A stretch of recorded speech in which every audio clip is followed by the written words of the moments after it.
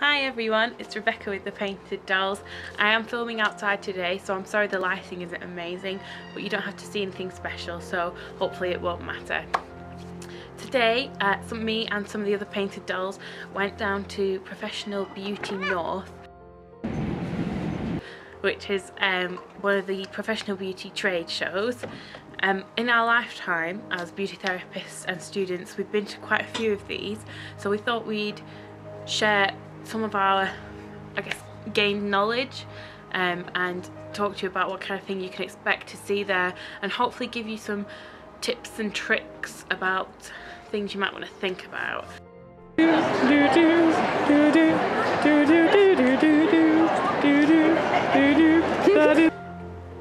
So one of the first things you might want to think about is what day you're going to go on. Now, it doesn't seem to matter what company is running the trade show, there are always 2 days that it's running for. And one of them is always a weekend day and one's a weekday. The weekday is open mostly for students going in college trips, so like on a coach the whole class will go, and then the weekend day does seem to be more focused on already qualified therapists going on behalf of their salon or because they're freelance.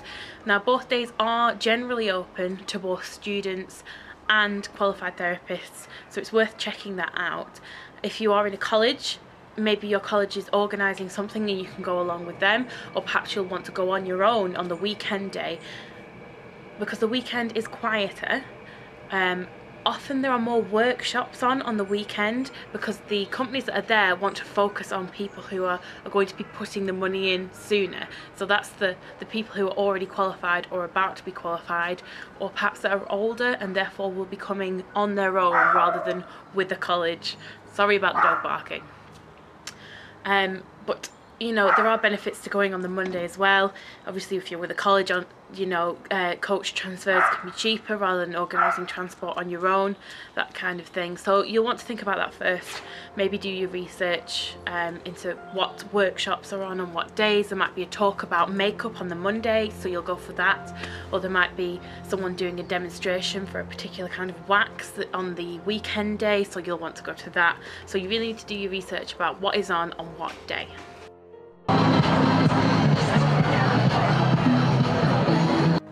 Another thing you might want to research is what companies are going to be at the trade show.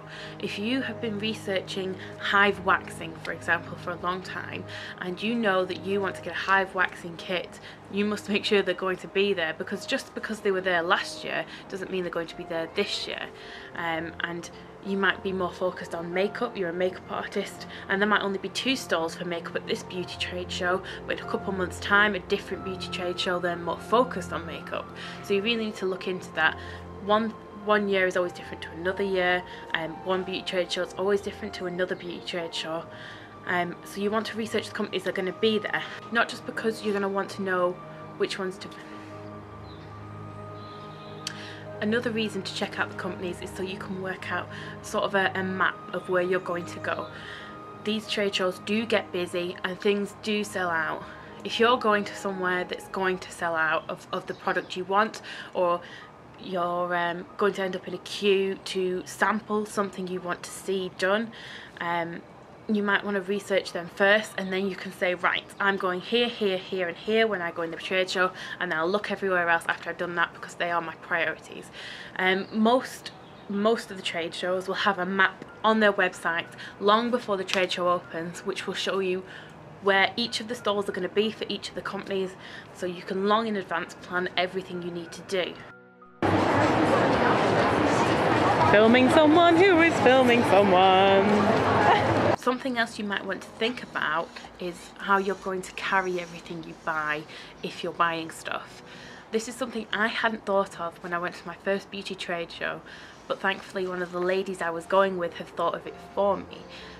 I'm sure everyone's had that thing where they've gone shopping in town or to a retail park and they've been to a few shops and they've got a few bags and everything's feeling really heavy and you just want to go back to your car or sit down, and there's not really an option to sit down at a beauty trade show unless you go to the food court, which is always full, and you can't often nip back to your car because it's miles away from the trade centre. So what we did, and what you'll see a lot of people doing at these trade shows, is taking trolleys, like granny trolleys or suitcases, and I have this one. Oh, you can't really see it, but I got it given to me when I was at my first beauty trade show. If you spent more than a certain amount of money at a certain stand, you got one of these trolleys for free. And we got there really early. We were queuing to get in before it opened, and long before we set off home, the trolleys had all gone because people were so tired of carrying things around with them, and they had no option to take them and put them anywhere else, that eventually they would just go and spend money at this store to get these free trolleys, just so they didn't have to carry stuff. I'm aware that it looks a bit dorky, especially if you're a young beauty therapist or makeup artist, or you're going with your college friends. It might seem a bit geeky to carry around a trolley or a suitcase, but I promise you it will save your arms and it will make you last a lot longer. And plus you can ram people out of the way with them, which is always helpful.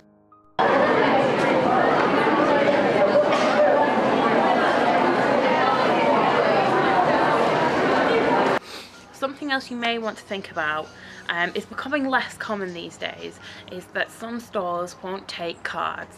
At the first beauty trade show I went to, a lot of places didn't take cards, so I got out quite a lot of cash before I went and took it with me, and thank God, because otherwise I wouldn't have been able to buy half the things I wanted to. At Professional Beauty North today, most of the places I went to did take card. Some of them did charge for using a card, and most of the time there was a wait for the card machine. A lot of people wanted to use it, and you'd have to wait a good 10 minutes at a stall to use the card machine, whereas people who had cash were getting served straight away. And the smaller stalls, it tends to be, don't take cards. So I got 6 pairs of contact lenses today. I love my coloured contacts, and they didn't take a card. And some of the smaller beauty stores, like I bought some waxing strips, some waxing products, and it was very, very cheap, fantastic, but they didn't take card. So you might want to think about getting out some cash before you go, because often, like this place, there wasn't a cash machine in the building or in the local vicinity, which was a bit rubbish, but that's often how it is. And once you get in there, you're not going to want to leave. So you might want to get some cash out before you go.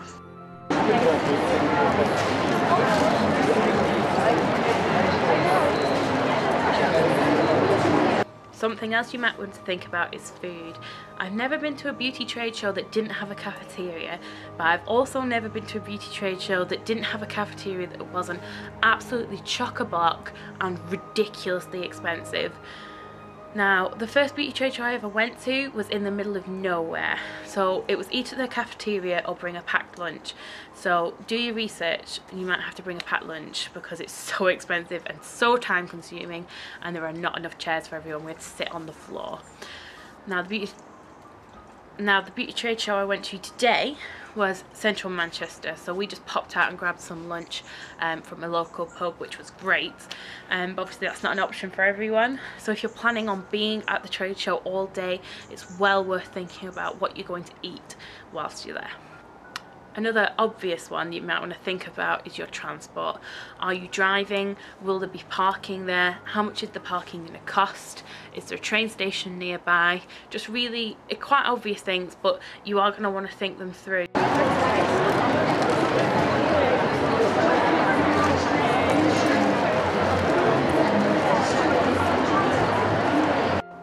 Lists. I love lists. Even if I'm just going to Boots to pick up some shampoo and moisturiser, I will write it on the back of my hand, because otherwise I will forget and get distracted. And this is even easier at a beauty trade show because there are so many amazing things going on and so many people wandering around. So if you've got some specific things you need to pick up, write them down, keep them in your mind, and take a pen and paper with you, because you might find it at one price in one area, another price at a different stall, and you don't want to get ripped off. So have a good look around before you buy anything too. One of the things that I just really cannot stress enough is do your research about everything, because sometimes things can seem like a really great deal to you at this beauty trade shows, and sometimes you can think, oh, this is going to be the best price because it is at a trade show, but that's not always true. And it's great if you can go on a college trip because oftentimes your tutor can help you, but if you're on your own, you really need to do your research. Are you really getting the best deal here and now? Okay guys, I hope I haven't bored you too much with this video. I know it's been a lot of talking. Beauty shows can be a fantastic experience even if you're not going there to spend any money.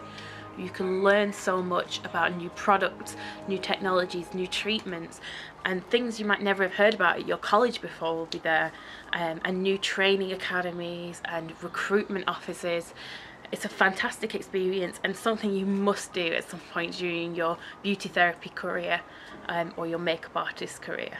If you have any questions, please let us know. If you think we haven't covered anything, that would be fantastic. Goodbye for now.